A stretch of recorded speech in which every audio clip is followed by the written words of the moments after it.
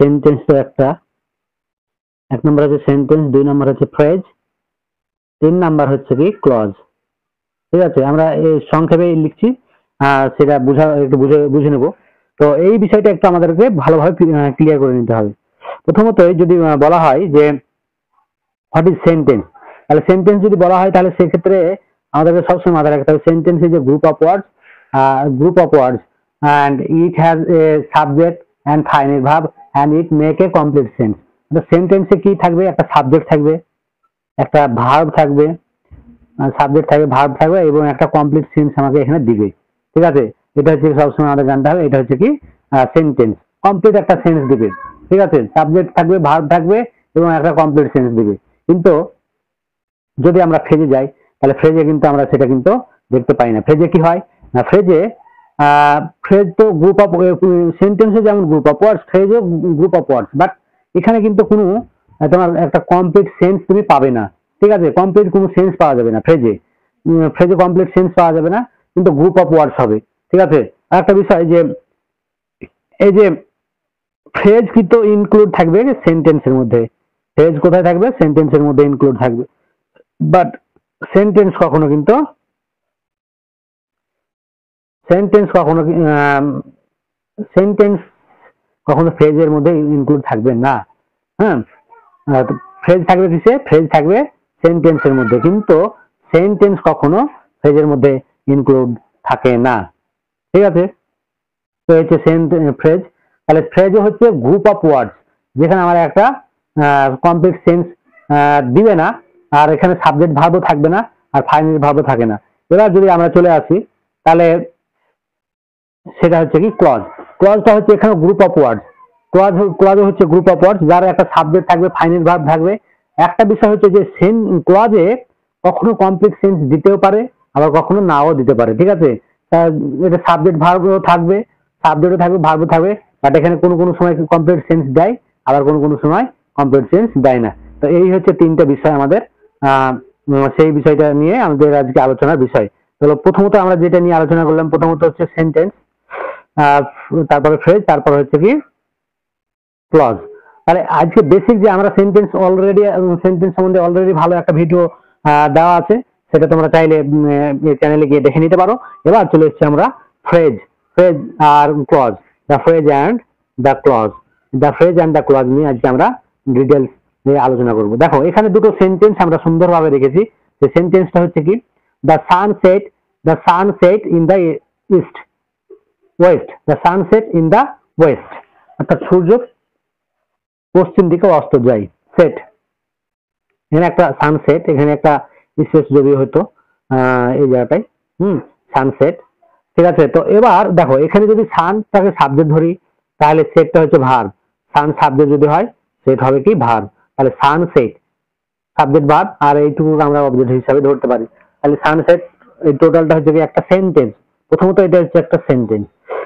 ঠিক আছে, এই সেন্টেন্সের মধ্যে কিন্তু আমাদের, আমি কি একটু আগে বললাম যে সেন্টেন্সের মধ্যে ফ্রেজ ইনক্লুড আছে, কিন্তু ফ্রেজের মধ্যে কোনো সেন্টেন্স নেই। ঠিক আছে, তাহলে এই জায়গাটাতে একটু দেখো সেন্টেন্সটা, the sun set in the West. তাহলে এই যে বাক্যটা দেখছি আমরা, the sun set in the West, এটা কিন্তু সাবজেক্ট পাচ্ছি, আর এটা একটা টোটাল একটা সেন্টেন্স। তাহলে এই সেন্টেন্সের মধ্যে কোনো ফ্রেজ ঢুকানো রয়েছে, অবশ্যই ফ্রেজ রয়েছে, ইন দ্য ওয়েস্ট।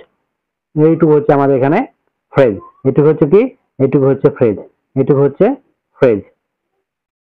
এই ফ্রেজটুকু আমরা এখানে পেয়ে যাচ্ছি। তাহলে এই বাক্যটাতে যদি আমরা দেখি তাহলে the sun set in the West, এই ইন দ্য ওয়েস্ট এইটুকু হচ্ছে কি আমাদের ফ্রেজ। তাহলে দেখো ফ্রেজ সম্বন্ধে আমরা কি বলেছিলাম, ফ্রেজ হচ্ছে কি গ্রুপ অফ ওয়ার্ডস আছে। কেন গ্রুপ অফ ওয়ার্ডস বলছি, দেখো এখানে ইন একটা, দা একটা, আর ওয়েস্ট একটা, এই তিনটে ওয়ার্ড নিয়ে কিন্তু আমাদের এই ফ্রেজটা গঠিত হয়েছে। এই তিনটা ওয়ার্ড নিয়ে কিন্তু আমাদের এই ফ্রেজটা গঠিত হয়েছে। তাহলে গ্রুপ অফ ওয়ার্ডস হচ্ছে, বাট এখানে ইন দা ওয়েস্ট অর্থাৎ পূর্ব দিকে অন্য কিছু, এখানে আমরা সূর্য বসছে বা ডুবছে বলছি, বাট অন্য কিছু তো হতে পারে। তাহলে সেক্ষেত্রে এখানে কিন্তু কোনো, আমরা যদি শুধু ইন দা ওয়েস্ট বলে রাখি, শুধু সেন্টেন্সে নয়, এমনি বললাম ইন দা ওয়েস্ট, তাহলে কি সেক্ষেত্রে কিন্তু কোনো সেন্স আমার ক্লিয়ার হচ্ছে না। তাহলে এই যে ইন দা ওয়েস্ট এইটুকু হচ্ছে যে আমার ফ্রেজ। ঠিক আছে, তারপরে দেখো the book is on the table, নিঃসন্দেহে এটা একটা সেন্টেন্স।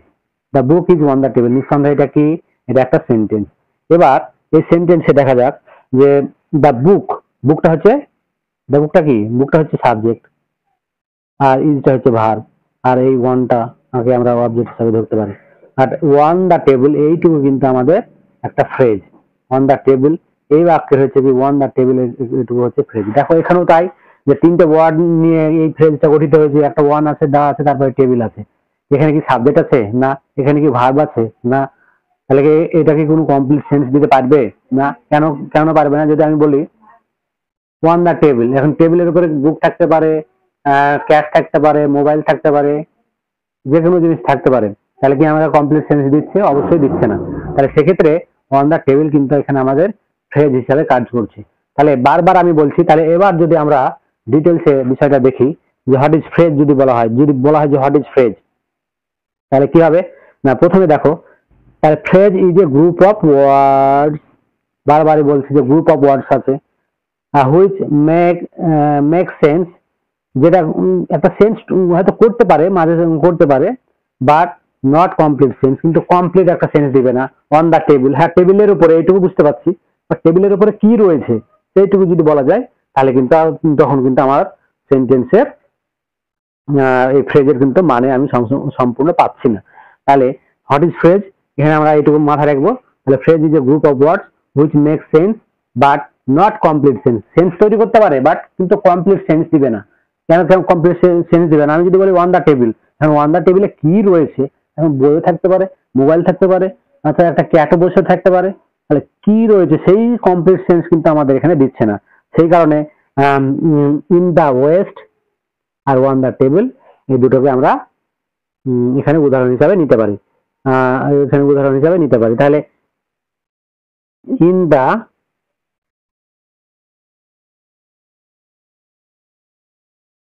ওয়েস্ট, আর একটা হচ্ছে কি on the table, on the table, এই তিনটে হচ্ছে আমার এখানে, দুটো হচ্ছে কি আমার ফ্রেজ। এটা একটা ফ্রেজ, এটা একটা ফ্রেজ, আর ওয়ান দা টেবিল একটা ফ্রেজ। তাহলে বোঝা গেল।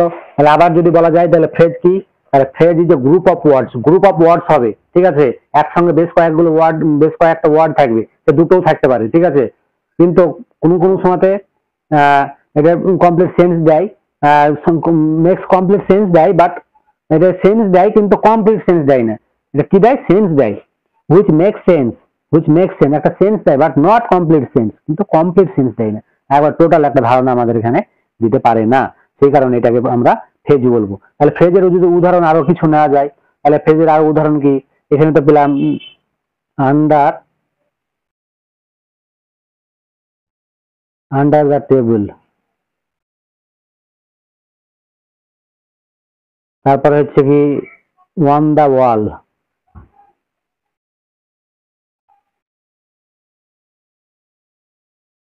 ওয়ান দ্য কোয়ার্ট,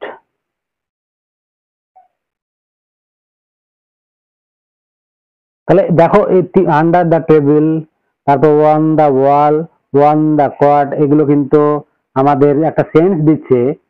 কি সেন্স দিচ্ছে না, হয়তো বলছে যে আন্ডার দ্য টেবিল, টেবিলের নিচে, এইটুকু বুঝতে পারছি, বাট কমপ্লিট কি সেন্স দিচ্ছে? টেবিলের নিচে কি, এবার প্রশ্ন করি যদি টেবিলের নিচে কি, তাহলে কিন্তু এখানে এই জায়গাটা তার কমপ্লিট আমার সেন্স পাচ্ছি না। তাহলে এইসব ওয়ার্ড গুলোকে সবসময় মাথায় রাখতে হবে, এগুলো আমাদের ফ্রেজ।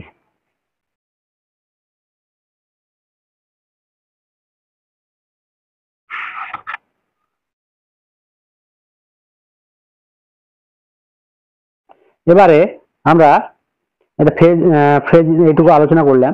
এবার চলে যাব দ্বিতীয় পার্টে। দেখো এখানে আমরা দুটো বাক্য রেখেছি যেটা আমাদেরকে কমপ্লিট একটা সেন্স দিবে, কিসের উপরে? ফেজাল ক্লজের উপরে। দেখো কি বলছে, the man who comes here is my brother, is my brother, the man who comes here is my brother. দেখো এই জায়গাটাতে একটা, যে এইটা হচ্ছে কি আমাদের একটা সেন্টেন্সের মধ্যে রয়েছে যেটাকে আমরা ক্লজ বলে থাকি। দেখো ক্লজ, তাহলে ক্লজ কি? Clause is a group of word, যেখানে একটা গ্রুপ অফ ওয়ার্ডসও থাকবে সেই জায়গাটাতে, which forms part of a sentence, মানে একটা সেন্টেন্সেরই একটা পার্ট হিসাবে গঠিত হয় এই জায়গাটাতে, হ্যাঁ গঠিত হয়। And content subject and predicate, এবং এর একটা সাবজেক্টও থাকবে এবং প্রেডিকেটও থাকবে, ঠিক আছে। দেখো এখানে দুটো দ্বিতীয় নাম্বার যে বাক্যটা রয়েছে আই থিঙ্ক, আই থিঙ্ক, এই যে আই থিঙ্ক এটা হচ্ছে কি আইটা সাবজেক্ট, থিংটা হচ্ছে ভার্ব, দ্যাটটা হচ্ছে কি এখানে লিঙ্কার হিসাবে কাজ করেছে। You have made a mistake, ইউটা সাবজেক্ট, হ্যাভটা ভার্ব, মেড এ মিস্টেক। এই যে that you have made a mistake এইটুকুটা হচ্ছে ক্লজ। তাহলে ক্লজ আর ফ্রেজের মধ্যে কি ডিফারেন্স পেলাম? ক্লজে যেমন গ্রুপ অফ ওয়ার্ডস, ফ্রেজে তেমন গ্রুপ অফ ওয়ার্ডস। আর এই ক্লজটা কিসের মধ্যে ইনক্লুড থাকছে? একটা সেন্টেন্স থেকেই গঠিত হচ্ছে ক্লজটা। আর এখানে তার নিজস্ব সাবজেক্ট থাকে এবং প্রেডিকেট থাকে। যদি দ্বিতীয় নাম্বার বাক্যটা দেখে দেখো, ইউটা সাবজেক্ট, হ্যাভ মেড এইটুকু হচ্ছে কি ভার্ব হিসাবে, আর এই মিস্টেকটা হচ্ছে অবজেক্ট হিসাবে। তাহলে এই যে আমরা এগুলো পাচ্ছি, এই টোটালটা হচ্ছে কি আমাদের ক্লজ। তাহলে ক্লজ কি না, clause is a group of words which forms part of a sentence, and content subject and predicates. আর এর মধ্যে সাবজেক্টও থাকবে এবং প্রেডিকেটও থাকবে। দেখো এই দুটো বাক্যতে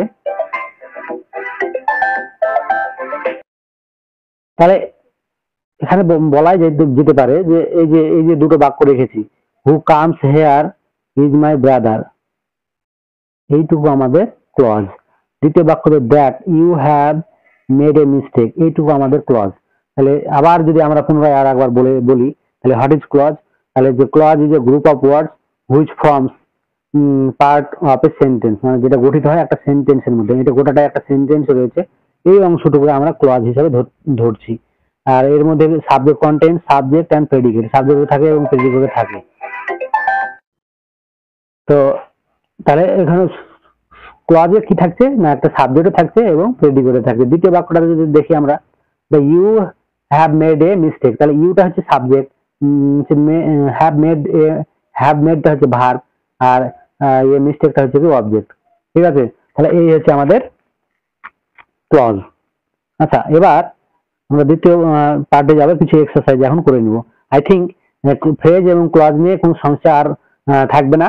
তো তোমরা এটা যদি বুঝতে অসুবিধা হয় তাহলে আবার আমাকে জানাবে, আমি আবার তোমরা এটা বোঝার চেষ্টা করবো, ভিডিও তৈরি করে দেবো। এবার চলে আসছি আমরা ফ্রেজ এবং ক্লজের কিছু উদাহরণ নিয়ে, এক্সাম্পল নিয়ে। দেখো প্রথমে 1 নাম্বার বাক্য যেটা রেখেছি, the dog sat on a wall, the dog sat on a wall. এই বাক্যটা তো নিঃসন্দেহে একটা কি সেন্টেন্স রয়েছে। বাক্যটা কি একটা সেন্টেন্স, তাই কি না? হ্যাঁ সেন্টেন্স, অবশ্যই সেন্টেন্স। এবার এই সেন্টেন্সে দেখো, এই সেন্টেন্সের মধ্যে কিন্তু আমার একটা ফ্রেজ ইনক্লুড করা আছে। কি ফ্রেজ? না এই ফ্রেজটা হচ্ছে ওয়ান এ ওয়াল, এইটা হচ্ছে কি আমার ফ্রেজ। তাহলে এইটুকু, এই বাক্যটা টোটালটা একটা সেন্টেন্স, কিন্তু এই সেন্টেন্সের মধ্যে একটা ফ্রেজ ইনক্লুড করা আছে, সেটা ওয়ান এ ওয়াল। আচ্ছা, দ্বিতীয় বাক্যতে আমাদের দেখি কি পাওয়া যায়। এই দ্বিতীয় বাক্যতে আমাদেরকে ক্লজ খুঁজতে হবে, ক্লজ ফ্রেজ যেখানে যা আছে সেটা খুঁজে বের করতে হবে। হ্যাঁ, তাহলে দেখো কি বলছে প্রথমত, the man who comes here is my brother. দেখো এই বাক্যতে যদি আমরা ক্লজ খুঁজতে যাই, হু comes here is my brother, এই অংশটুকু আমরা ক্লজ হিসাবে ধরে নিব। এই অংশটুকু কি? এই অংশটুকু হচ্ছে ক্লজ। ঠিক আছে, এই অংশটুকু হচ্ছে ক্লজ, ক্লজ। আর ওই ওয়ান এ ওয়াল, এটা হচ্ছে কি ফ্রেজ। ঠিক আছে, 3 নাম্বার বাক্য যে রেখে রেখেছি, I knew that the name of the boy was. হ্যাঁ, তাহলে এই যে দেখো এইটুকু হচ্ছে আই নিউ, এইটুকু হচ্ছে একটা আই নিউ, এইটুকু যদি আমরা রাখি তাহলে এটা নিঃসন্দেহে বলে দিতে পারে যে এটা একটা সেন্টেন্স বলা যেতে পারে। যেমন সাবজেক্ট আছে, ভার্ব আছে, মানে সেন্টেন্স। সাবজেক্ট এবং ভার্ব থাকলে সেই জায়গাটা সেন্টেন্স হবে এবং কমপ্লিট মানে দেবে। যেমন কেউ যদি জিজ্ঞাসা করে তুমি কি সেই ছেলেটাকে জানো, তাহলে আমি এক কথায় অ্যান্সার দিতে পারি আই নিউ, হ্যাঁ আমি জানি। এটা তাহলে অ্যান্সারটা আমার এই চলে এসেছে, আই নিউ। এবার এখানে দেখো, I knew that the name of the boy was, এই what the name of the boy was, এই অংশটুকু আমার কিন্তু ক্লজ আছে, ক্লজ রয়েছে। ঠিক আছে, ক্লজ রয়েছে। আর এই বাক্যের মধ্যে কিন্তু আর একটা ফ্রেজও ঢুকে রয়েছে। ফ্রেজটা কি? অফ দা বয়, এই অংশটুকু হচ্ছে আমার ফ্রেজ। ঠিক আছে, সো এইভাবে আমাদেরকে আইডেন্টিফাই করতে হবে কোনটা ক্লজ, কোনটা সেন্টেন্স, কোনটা ফ্রেজ। আই থিঙ্ক বুঝাতে পেরেছি। যদি ভিডিওটি ভালো লেগে থাকে অবশ্যই বন্ধুদের মাধ্যমে শেয়ার করবে এবং লাইক এবং সাবস্ক্রাইব করে পাশে থাকবে পরবর্তী ভিডিওর জন্য। ততক্ষণ পর্যন্ত টাটা।